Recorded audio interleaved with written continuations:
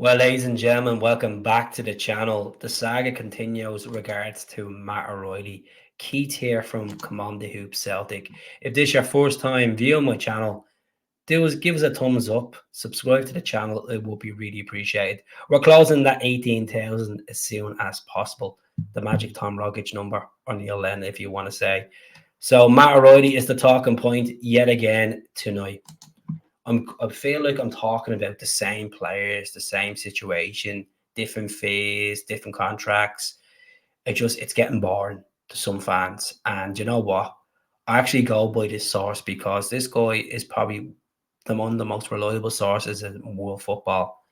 The Italian stallion Fabrizio Romano tweeted tonight that Atalanta have sent a new bid for Matt O'Reilly worth between 17 to 18 million euros package. Celtic want more, as the club sources confirm, but negotiations are underway to make it happen. Now, let's be honest about Matt O'Reilly. We all know his valuation. He's a 30 million player. He is a 30 million player. I think the Europa League winners, Atalanta, are taking Matt O'Reilly's price tag for granted. The club shouldn't even be entertaining this. 2 weeks ago, they put a bid in for 15 million. It was knocked back. The Lacazette Dello tweeted the other day that they were going to put this bid in of 18 million plus an additional 3 million add-ons. Now, Fabrizio Romano has tweeted tonight, as I said, show you on the screen there, of 18 million. What the situation with Matt O'Reilly is, as you look at the screen, down the bottom right-hand side, 20 million player, their value in on transfer market. 23 years of age, long-term contract, 19 goals last season, 18 assists, Danish international as well, and age is on his side as well. At the end of the day, they're taking Matt O'Reilly for granted. Serie A teams are taking the valuation of Matt O'Reilly for granted. So Hampton are meant to be interested around 20 million. Celtic should not be entertaining any bids from any club below 30 million. Simple as that. 25 million with 5 million add-ons. I'd be happy with that. Move them on. We need to smash this Tierney and Jota transfer. And let's be honest, Matt O'Reilly's at the score in the last 2 games. He's captained the side as well against DC and against Queen's Park. It looks like he's enjoying himself over the States. There's going to be uncertainty about his future over the next couple of weeks as we go towards the end of the transfer window at the end of August, which is 11 p.m. in Scottish time. It will close. You're going to have teams coming in and being interested. We're going to have a handful of teams. And I think it's going to be a bit more because they all know that he's so much quality. He's Champions League experience. He's won titles with Celtic. You know, he has experience scoring in the big games against Rangers and so on. And yeah, Serie A teams like Atalanta, Roma, Juventus.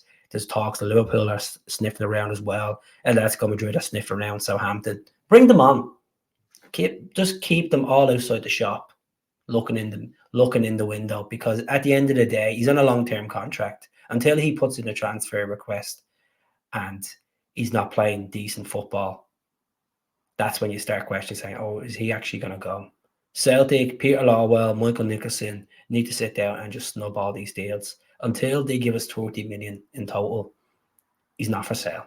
He's not for sale. He's one of our key players. He's brought success over the last 3 years since he came in from the MK Dons, and he's not for sale. Simple as that. Atalanta, come back with a more improved offer, a realistic offer, not this 18 million pounds. This is what the problem is. Teams in Italy and France and other countries like Spain, they take the Scottish League for granted because it's a farmers' league in their eyes.